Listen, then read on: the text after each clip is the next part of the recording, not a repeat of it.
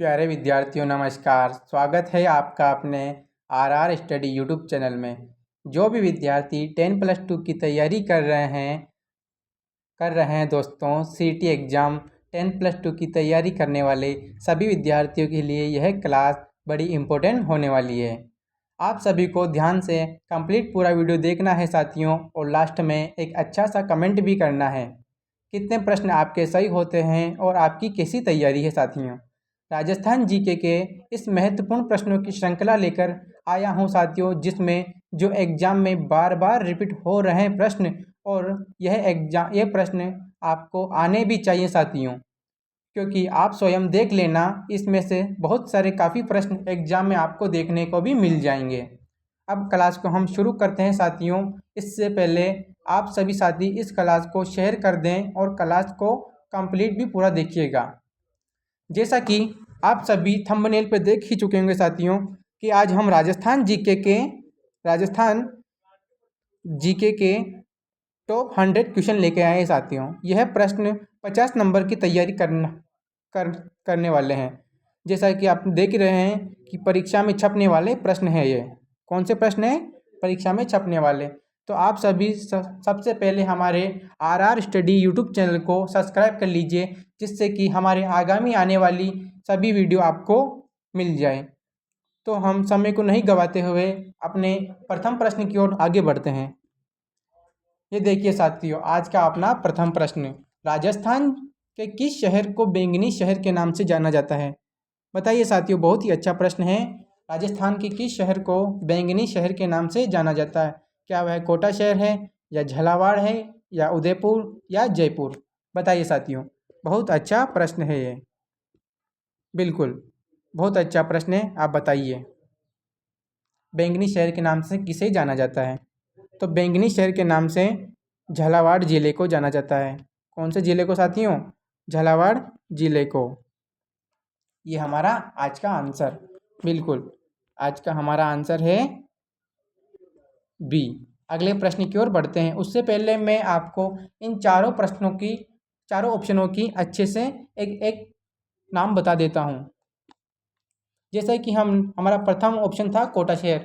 इसको राजस्थान का कानपुर के नाम से जाना जाता है। इसे राजस्थान की नालंदा नगरी कहते हैं। और कोटा शहर को राजस्थान की शिक्षा नगरी के नाम से जाना जाता है, जहाँ राजस्थान में कोटा शहर में दूर दूर से विदेशों से छात्र छात्राएं पढ़ने के लिए आते हैं। तो चलिए अगले ऑप्शन की ओर। अपना अगला ऑप्शन है झालावाड़ शहर। झालावाड़ शहर को राजस्थान का नागपुर के नाम से जाना जाता है साथियों। किस नाम से? राजस्थान का नागपुर। और अपना दूसरा ऑप्शन है यहाँ पर, राजस्थान में संतरों का शहर के नाम से झालावाड़ शहर को भी जाना जाता है। जी बिल्कुल, तो झालावाड़ शहर को राजस्थान का नागपुर और संतरों के शहर के नाम से जाना जाता है।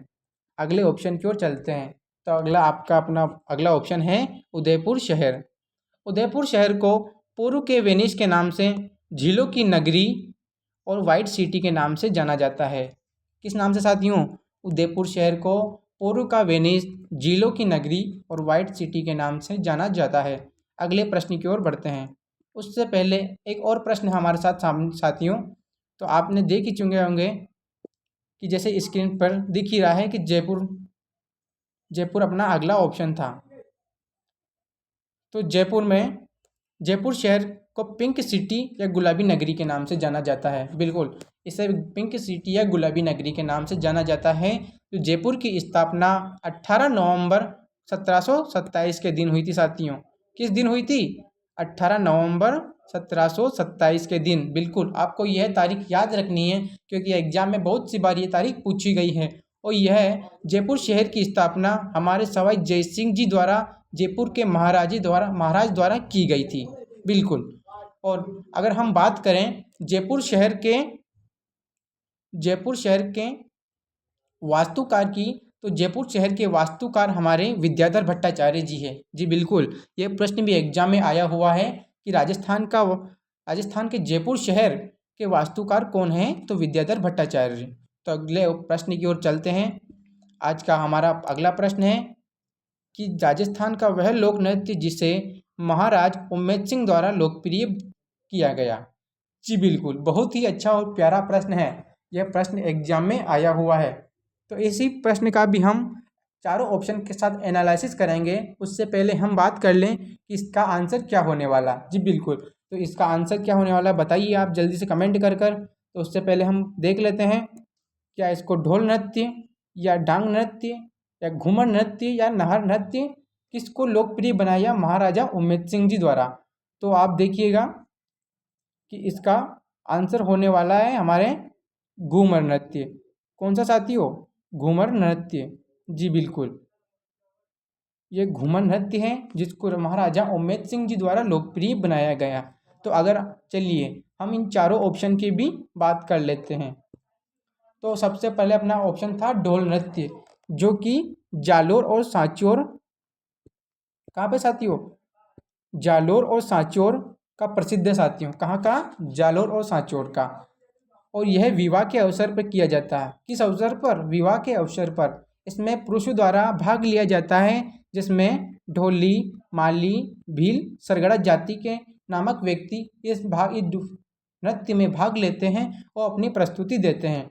अगर इस प्रश्न की अगर हम बात करें तो इस नृत्य को प्रकाश में लाने का श्रेय हमारे राजस्थान के पूर्व मुख्यमंत्री जय नारायण जी व्यास को जाता है। जी बिल्कुल, ये प्रश्न भी इम्पोर्टेंट है एग्जाम की दृष्टि से, बिल्कुल इम्पोर्टेंट है ये प्रश्न साथियों।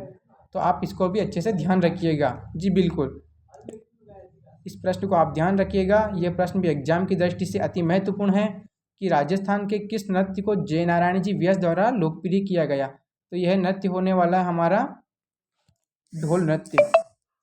अगला प्रश्न होने वाला है हमारा ऑप्शन होने वाला डांग नृत्य। ये नाथ द्वारा राजसमंद का प्रसिद्ध है साथियों। कहाँ का? नाथ द्वारा राजसमंद का, बिल्कुल। और इसे अगर हम प्रकाश में लाने का श्रेय की बात करें तो यह मोहनलाल जी सुखाड़िया, यह भी हमारे राजस्थान के पूर्व मुख्यमंत्री है साथियों। कौन है? राजस्थान के पूर्व मुख्यमंत्री, बिल्कुल। तो मैं इस पे ऑप्शन लगा देता हूँ कि यह भी हमारा इम्पोर्टेंट प्रश्न होने वाला है, बिल्कुल।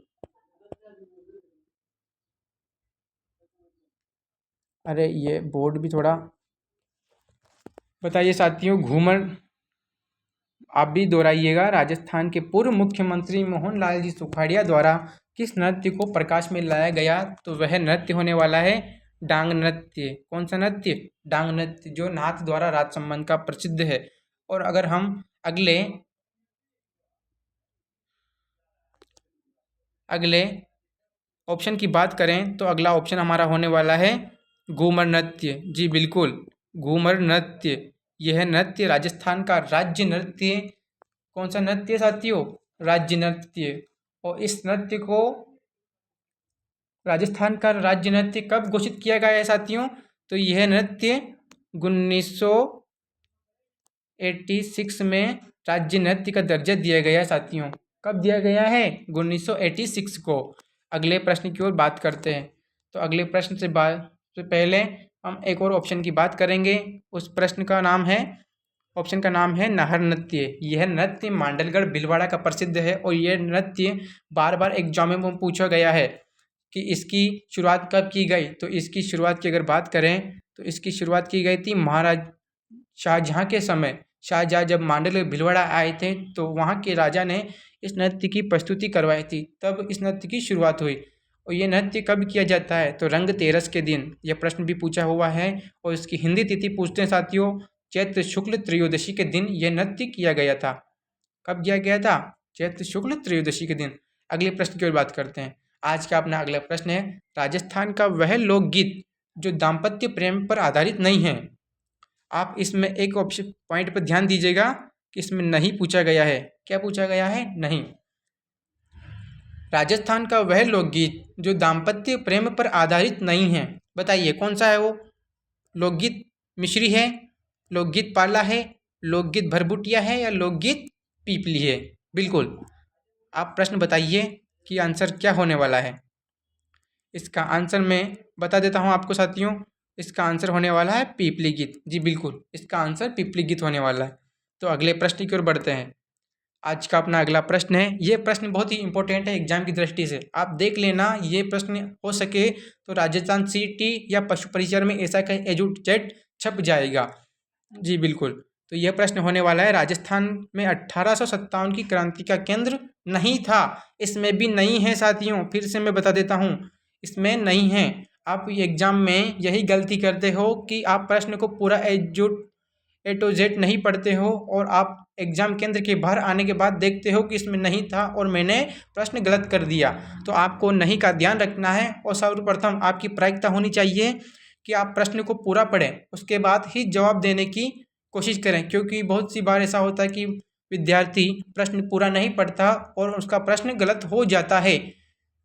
तो बताइए उसमें क्या आंसर होने वाला है। 1857 क्रांति केंद्र कौन सा नहीं था? क्या जयपुर है, नसीराबाद है, देवली है या नीमच है? तो इसका आंसर होने वाला है साथियों, इसका आंसर होने वाला है जयपुर। क्या होने वाला साथियों? जयपुर, जी बिल्कुल।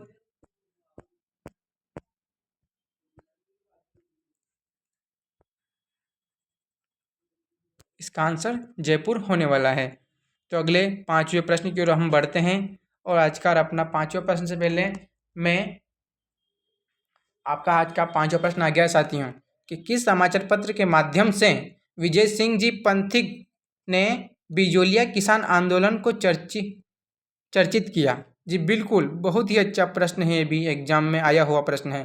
तो आप इस प्रश्न को अच्छे से गौर कीजिए और देखिए किस समाचार पत्र के माध्यम से विजय सिंह जी पंथिक ने बिजोलिया किसान आंदोलन को चर्चित किया? बताइए, क्या प्रताप नामक समाचार पत्र है या दैनिक नवज्योति है, लोकवाणी प्रभात है या प्रभात है? बताइए साथियों। तो इसका आंसर होने वाला है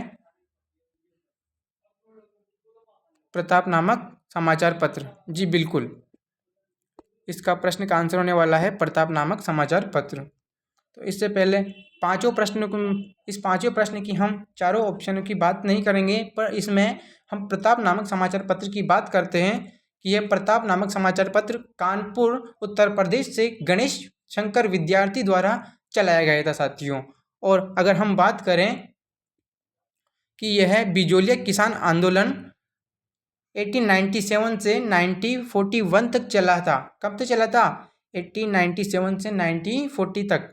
यह 44 वर्षों तक चला साथियों। कब तक चला? 44 वर्षों तक। और यह इसका प्रश्न बनता है कुछ इस प्रकार से साथियों कि राजस्थान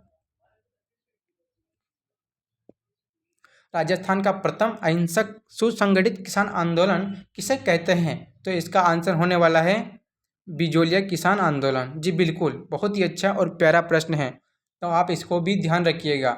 गणेश शंकर विद्यार्थी द्वारा यूपी उत्तर प्रदेश से कानपुर से चलाया गया प्रश्न, यह प्रताप समाचार नामक पत्र। तो अगला प्रश्न है आज का अपना कि चरखा संघ की स्थापना कब की गई? जी बिल्कुल, इसका आंसर तो हमारी स्लाइड पर पहले से ही शुरू मौजूद था, तो इसको ज़्यादा समय नहीं देंगे। इसका आंसर होने वाला है अपना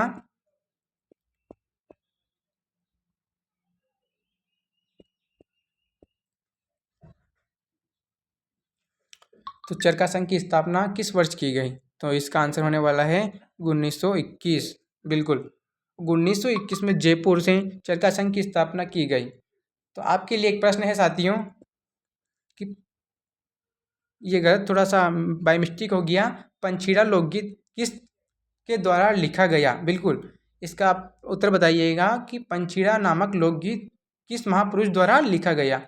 आगे प्रश्न की ओर बात करते हैं। तो आगे का अपना प्रश्न होने वाला है कि ताजिया टावर, हरविलास, जवाहर विलास महल कहाँ स्थित है? जी बिल्कुल, यह भी एग्जाम में आया हुआ प्रश्न है। तो बताइए, ताजिया टावर, हरविलास, जवाहर विलास महल कहाँ स्थित है?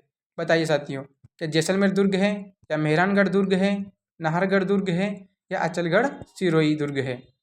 बताइए। बहुत ही अच्छा और प्यारा सवाल है ये। आपको, अगर मैं जहाँ तक आशा करता हूँ आप सभी को पता होगा और साथ ही सही जवाब भी दे रहे हैं। तो इसका आंसर होने वाला है अपने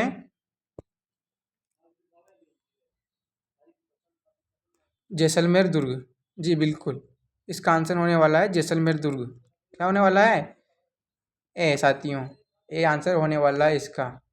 इससे पहले हम जैसलमेर दुर्ग के बारे में सारी जानकारी देख लेते हैं कि जैसलमेर दुर्ग है ना साथियों, इस दुर्ग की स्थापना जैसलमेर दुर्ग की स्थापना साथियों कब हुई थी? 1155 ईस्वी में। कब हुई थी साथियों? 1155 ईस्वी में जैसलमेर दुर्ग की स्थापना हुई। और इस दुर्ग की स्थापना किस शासक द्वारा की गई? तो इस शासक का नाम भी आप याद रखिएगा कि ये राव जैसल सिंह भाटी द्वारा जैसलमेर दुर्ग की स्थापना की गई।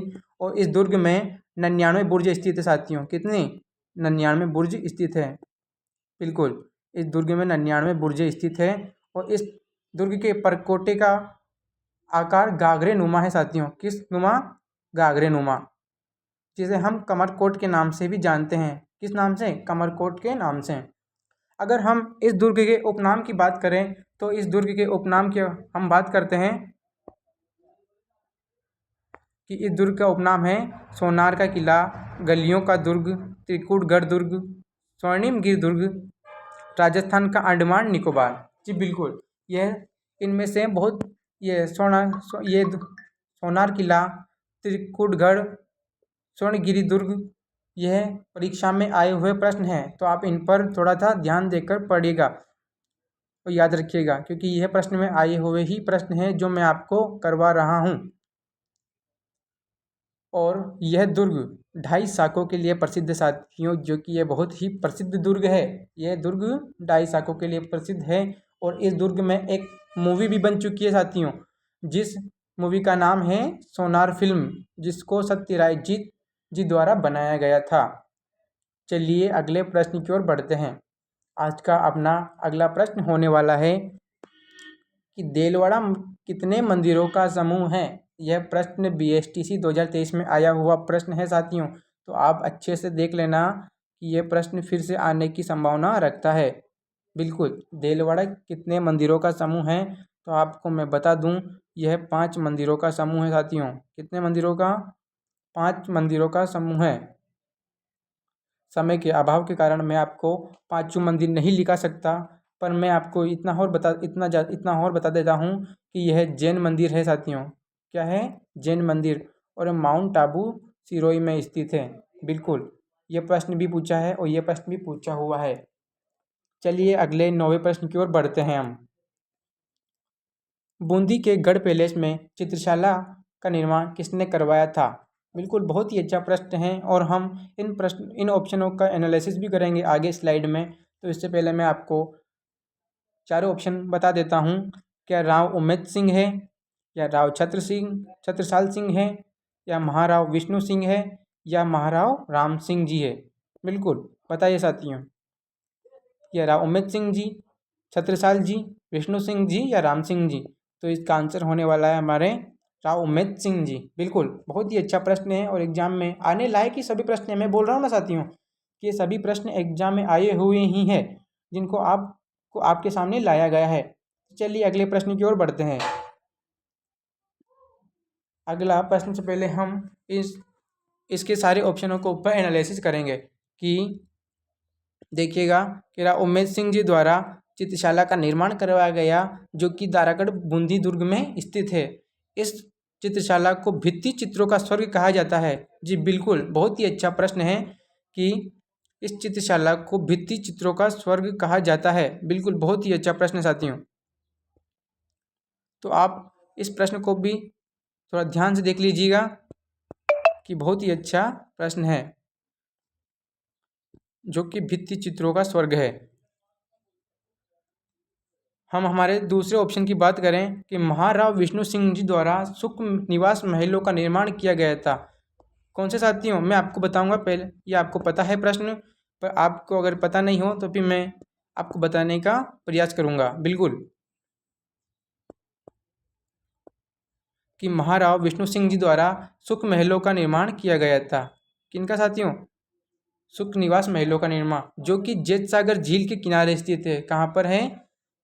जेत सागर झील के किनारे, जिसे तारागढ़ दुर्ग में स्थित है। जो कि रुडयार्ड किपलिंग, जो कि राजस्थान के इतिहासकारों में से एक है, अंग्रेज अधिकारी, इन्होंने इस दुर्ग को भूतों प्रेतों से निर्मित दुर्ग बताया है। जी, बहुत ही अच्छा प्रश्न है और यह प्रश्न भी आया हुआ है एग्जाम की दृष्टि से अच्छा है।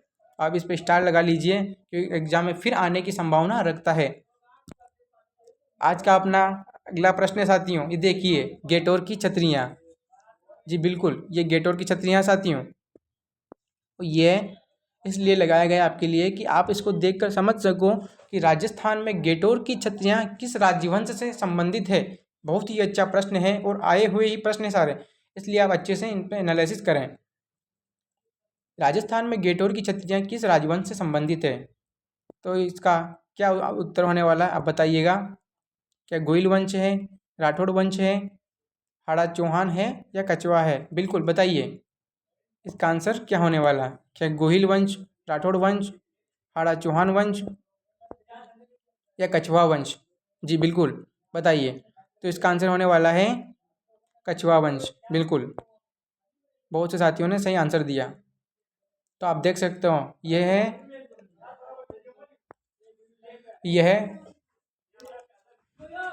यह गेटोर की छतरियाँ हैं साथियों। अगले प्रश्न की ओर हम बढ़ते हैं। तो अगला प्रश्न है, नाहरगढ़ दुर्ग की तलहटी में निर्मित छतरियाँ है साथियों। जो कि ये गेटोर की छतरियाँ साथियों नाहरगढ़ दुर्ग की तलहटी में स्थित है। कहाँ पर? नाहरगढ़ दुर्ग की तलहटी में। कछवा शासकों की छतरियाँ हैं, जिसमें से सवाई जयसिंह की प्राचीन व कलात्मक छतरी बनी हुई है। बहुत ही अच्छा प्रश्न है ये भी। सवाई जयसिंह की प्राचीन कलात्मक छतरी बनी हुई है यहाँ पर। चलिए अपने अगले प्रश्न की ओर चलते हैं। आज का अपना अगला प्रश्न है, ये देखिए, फिर से एक इतिहास राजस्थान के साहित्य से बहुत ही अच्छा प्रश्न आ चुका है, तो आप इस उत्तर देने का प्रयास करें।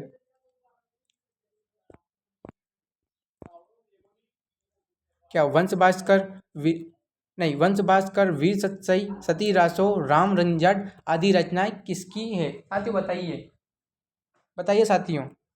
वंश भास्कर, वीर सतसई, सती रासो, राम रंजाट आदि रचनाएं किसकी है? क्या विजयदान देथा जी की है, कन्हैयालाल सेठिया की है, सूर्यमल मिश्रण की है या सीताराम लालस की है? बहुत ही अच्छा प्रश्न है, बताइए। तो इसका आंसर क्या होने वाला है, बताइए। क्या विजयदान देथा जी की है, कन्हैयालाल सेठिया जी की है, सूर्यमल मिश्रण जी की है या सीताराम लालस जी की है? तो इसका आंसर होने वाला है सूर्यमल मिश्रण। जी बिल्कुल। तो हम इन चारों ऑप्शनों के भी एनालिसिस कर लेते हैं कि इनका क्या क्या प्रश्न बनने वाला है। तो अपना प्रश्न होने वाला है कि विजयदान जी देथा द्वारा, जी बिल्कुल, विजयदान जी देथा द्वारा कौन कौन सी रचनाएं रची हुई है। तो देख लेंगे, देखिए हम कि इन्होंने अलेको हिटलर, दुविधा, बातारी फुलवारी नामक रचनाएं रची है। बिल्कुल, बहुत ही अच्छी रचनाएं हैं साथियों।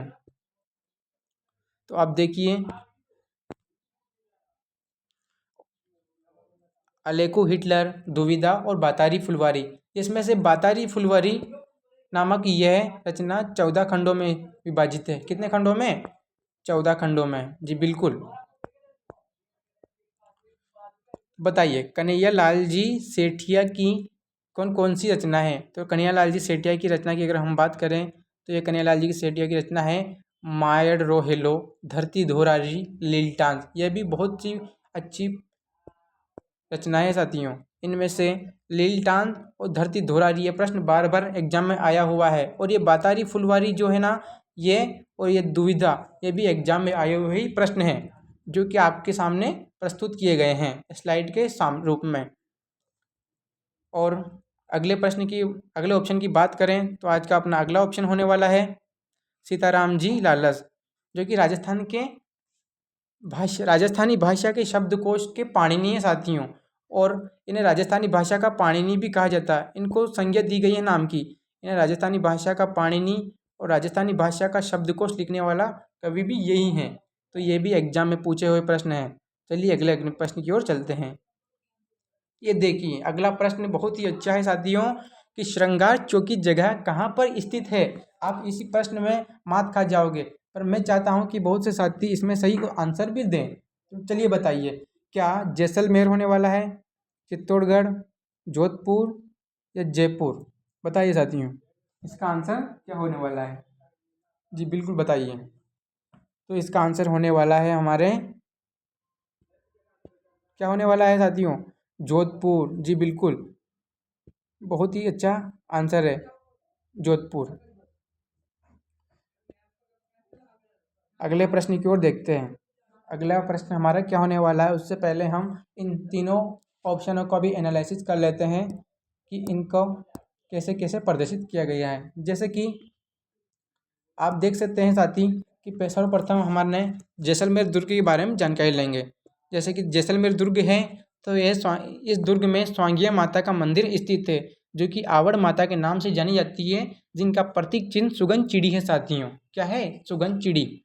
जैसलमेर दुर्ग, इस मंदिर में स्वांगिया माता का मंदिर स्थित है और इन लोक माता को आवड़ माता के नाम से या सुगन चिड़ी माता के नाम से भी जाना जाता है। जी बिल्कुल। और जैसलमेर के भाटी शासकों की कुल देवी भी यही लोक देवी मानी जाती है साथियों। कौन? ये आवड़ माता या स्वांगिया माता, जैसलमेर के भाटी शासकों की कुल देवी साथियों।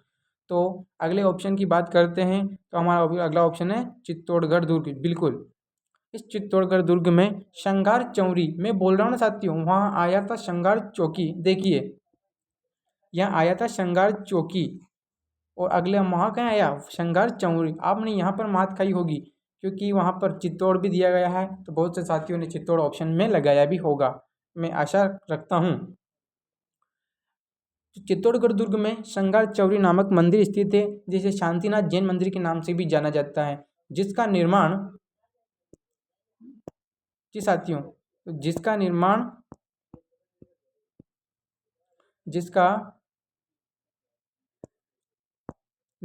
वेलका भंडारी द्वारा किया गया साथियों। किनके द्वारा? वेलका भंडारी द्वारा।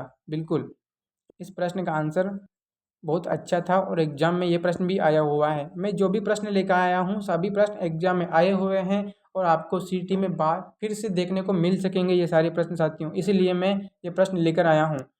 तो अगला प्रश्न होने वाला है जोधपुर। अगला ऑप्शन हमारा जोधपुर है, जो कि श्रृंगार चौकी है। क्या है साथियों? श्रृंगार चौकी। जी साथियों, तो जोधपुर दुर्ग के बारे में अगर बात करें तो इसमें श्रृंगार चौकी नामक मंदिर छतरी स्थित है, जो कि मारवाड़ शासकों का राज तिलक इसी छतरी के नीचे होता था और यह मेहरानगढ़ दुर्ग में स्थित है साथियों। कहाँ पर? मेहरानगढ़ दुर्ग में। तो अगले ऑप्शन की अगर हम बात करें उससे पहले मैं आपको बताना चाहता हूँ कि हमारे चैनल का नाम RR स्टडी है, जो कि यूट्यूब चैनल पर अवेलेबल है। अगर आप रोहित राठौर 7929 पर लिख कर सर्च करेंगे तो हमारा RR स्टडी नामक यूट्यूब चैनल आ जाएगा। तो चलिए अगले प्रश्न की बात करते हैं। अगला ऑप्शन हमारा होने वाला है जयपुर। जयपुर, तो इसमें आमेर में शासक रहते थे कछवा, जिनकी लोक कुल देवी का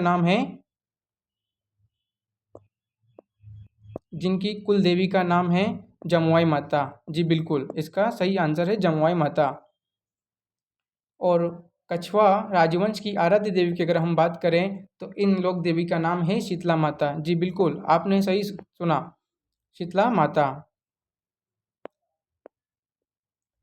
और आमेर राज्य के शासकों का राज तिलक मीणा सरदारों द्वारा किया जाता था, जो कि कदम्बी महल के नीचे होता था। तो अगले प्रश्न की ओर बढ़ते हैं। आज का अपना अगला प्रश्न है 13वें नंबर का, गजनेर झील कहाँ स्थित है? बताइए साथियों, गजनेर झील कहाँ स्थित है?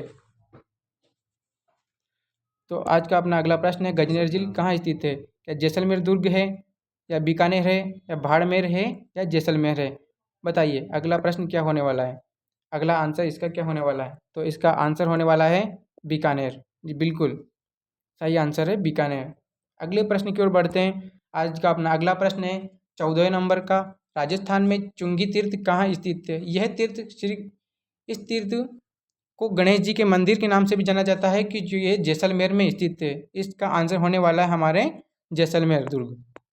बिल्कुल, जैसलमेर। अगले प्रश्न की ओर बढ़ते हैं। आज का अपना 15 नंबर का प्रश्न है, राजस्थान में मूंगफली की फसल के उत्पादन के लिए सर्वश्रेष्ठ मृदा कौन सी है? यह भी प्रश्न एग्जाम में आया हुआ है, तो आप बताइए कि राजस्थान में मूंगफली की फसल के उत्पादन के लिए सर्वश्रेष्ठ मृदा कौन सी है? तो राजस्थान में मूंगफली की मृदा के लिए सर्वश्रेष्ठ मृदा की अगर हम बात करें तो इसमें आंसर होने वाला है पीली मृदा। कौन सी मृदा? पीली मृदा। अगले प्रश्न की ओर बढ़ते हैं। आज का अपना 16 नंबर का प्रश्न है कि दादू पंथ का अधिकांश साहित्य किस बोली में लिपिबद्ध है साथियों? यह भी एग्जाम में आया हुआ प्रश्न है। यह RS का प्रश्न है साथियों, यह RS में भी आया हुआ है, तो इसका आप उत्तर दीजिएगा कि इसमें मेवाड़ मेवाड़ी बोली में दादू दयाल जी ने अपना अधिकांश साहित्य लिखा है, या मेवाती बोली में, या बांगड़ी बोली में, या ढूंढाड़ी बोली में? बताइए साथियों, इसका आंसर क्या होने वाला है? इसका आंसर होने वाला है इसका आंसर होने वाला है ढूंढाड़ी बोली। जी बिल्कुल। अगले 17वें नंबर के प्रश्न की अगर बात करें अपन, तो बाहरा देवरा शिव मंदिर कहाँ स्थित है? यह भी बहुत अच्छा प्रश्न है। बताइए साथियों, तो इसका उत्तर क्या होने वाला है? क्या इसका बेंगू है, या लाडनू है, या जयपुर है, नहीं जयपुर नहीं, जहाजपुर है, या नौहर हनुमानगढ़ है? तो इस प्रश्न की बात करें तो इस प्रश्न का आंसर हमारे होने वाला है जहाजपुर। क्या होने वाला है साथियों? जहाजपुर। जी बिल्कुल। अगले प्रश्न की बात करते हैं। चल फिर शाह की दरगाह कहाँ स्थित है? ये अच्छा प्रश्न है। बताइए, चल फिर शाह की दरगाह कहाँ स्थित है? क्या चित्तौड़गढ़ है? क्या चित्तौड़गढ़, अजमेर, नागौर, जयपुर?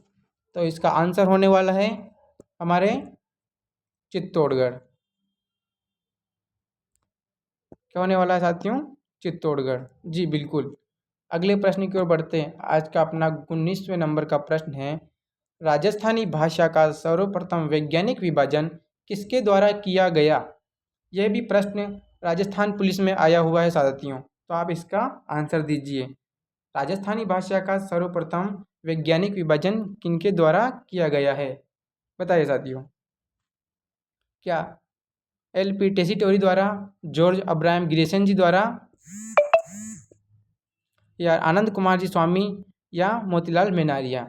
तो इसका आंसर होने वाला है जॉर्ज अब्राहम ग्रियर्सन। क्या है साथियों? George Abraham Grierson.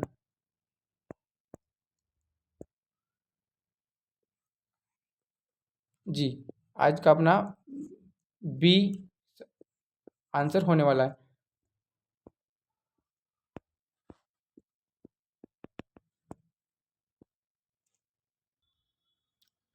जी साथियों, तो इसका आंसर होने वाला है जॉर्ज अब्राहम ग्रियर्सन। अगले प्रश्न की ओर बढ़ते हैं। अगला प्रश्न है अपने गुंगड़ी, घूंघट, गुगड़ी, बांद्रा और इमली क्या है?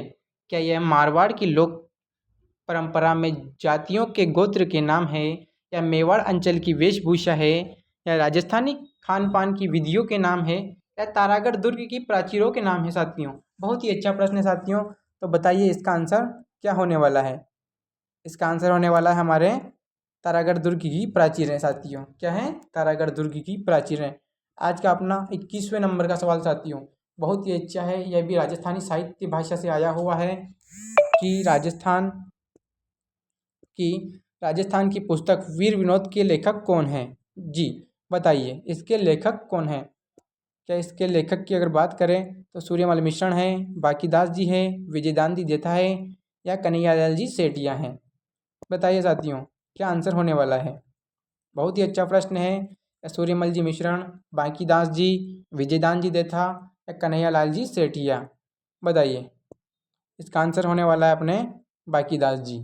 अगले प्रश्न की ओर बढ़ते हैं। आज का अपना अगला प्रश्न है 22वें नंबर का, कि भील जनजाति में कछाबू किनके द्वारा पहना जाता है?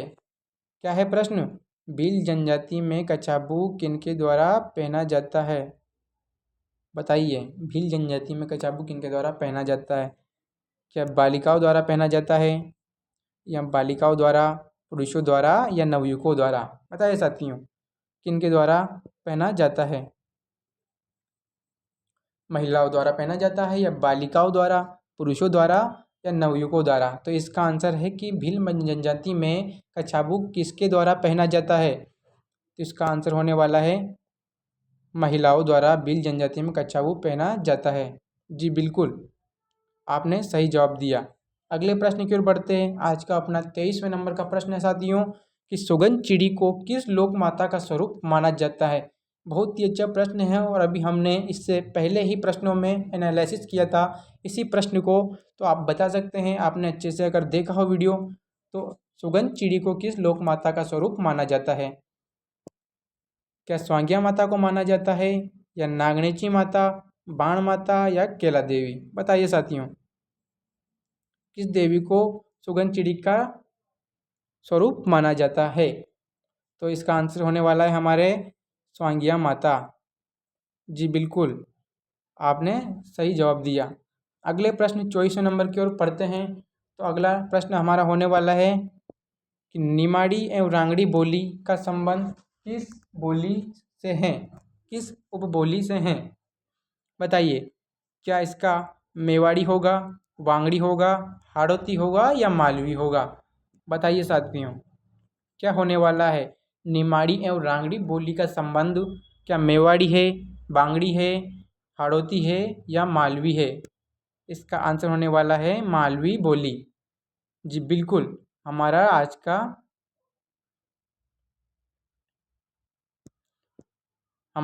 का 24वें नंबर का आंसर है, क्या है साथियों? डी, बिल्कुल सही जवाब। अगले प्रश्न की ओर बढ़ते हैं। आज का अपना 25वें नंबर का सवाल है साथियों, जयदयाल सोनी, चैतराम, ओंकार सिंह का संबंध किस लोकनाट्य शैली से है? वेरी वेरी इंपॉर्टेंट प्रश्न है साथियों। क्या है साथियों? इम्पोर्टेंट, वेरी वेरी इंपॉर्टेंट प्रश्न है, इसको इम्पोर्टेंट लगा लीजिएगा। ये नया प्रश्न है। कौन सा नया? न्यू प्रश्न है साथियों। तो इसका क्या उत्तर होने वाला है? बताइए, कमेंट करिए जल्दी से, मैं आपकी कमेंट का इंतज़ार कर रहा हूँ। तो 25वें नंबर सवाल, जयदयाल सोनी, चैतराम, ओंकार सिंह का संबंध किस लोकनाट्य शैली से है? तो क्या तमाशा है, नौटंकी है, चार बेत है या तुर्रा कलंगी है? बताइए, इसका क्या आंसर होने वाला है? तो इसका आंसर होने वाला है हमारे तुर्रा कलंगी। जी बिल्कुल सही जवाब दिया साथियों। क्या होने वाला है? तुर्रा कलंगी। अगले प्रश्न की ओर बढ़ते हैं। आज का अपना अगला प्रश्न है, लाखेरी इंद्रगढ़ क्षेत्र किसके लिए विख्यात है? बहुत ही अच्छा और ज्योग्राफी का प्रश्न आ गया साथियों।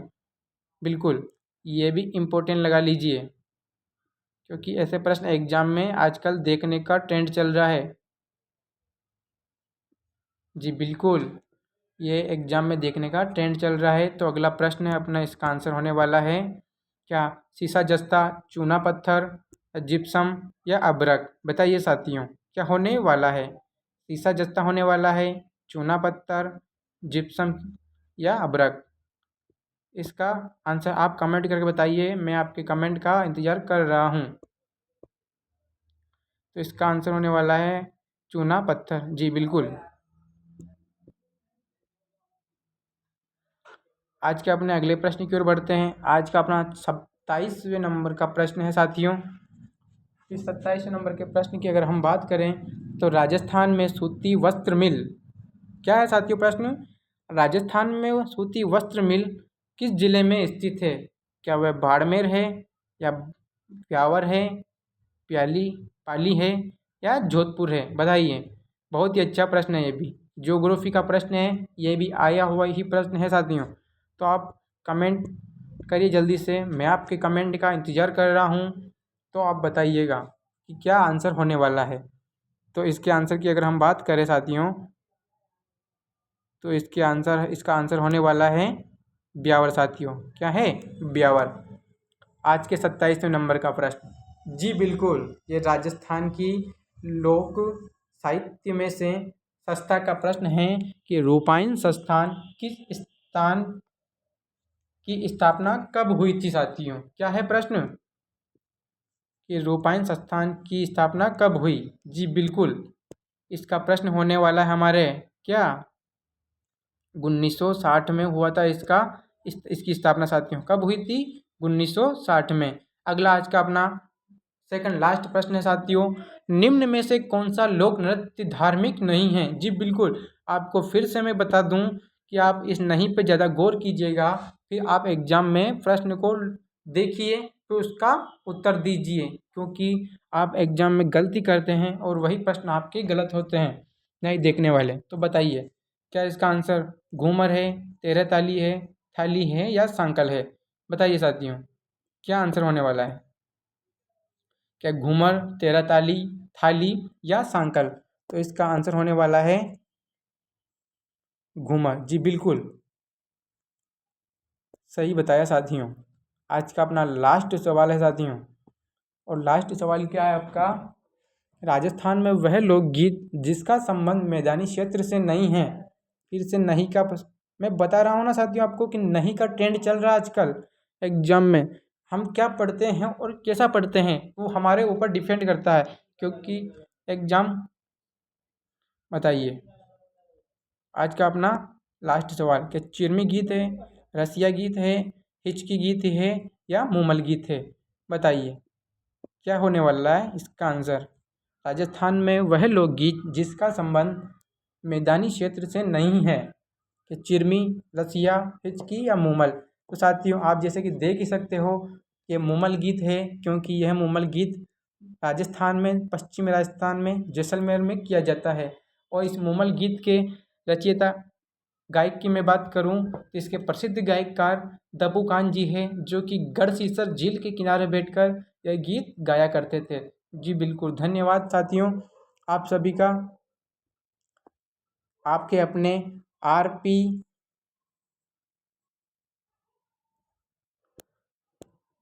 आपके आर आर स्टडी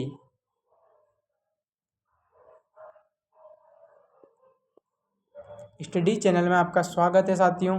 तो अगर आप हमारे यूट्यूब चैनल को सब्सक्राइब करना चाहते हैं साथियों,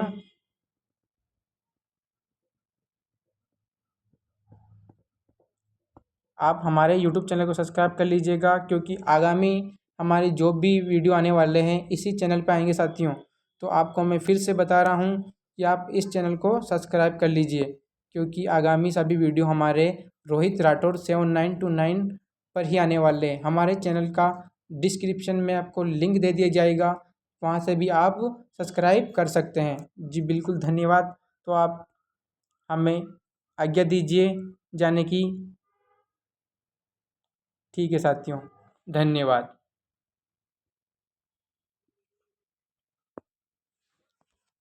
आप सभी का बहुत बहुत धन्यवाद साथियों, हमें विदा आज्ञा दीजिए जाने की। और हम अगर आप कम और आप कमेंट कीजिएगा कि आपको आगामी वीडियो किस पर चाहिए।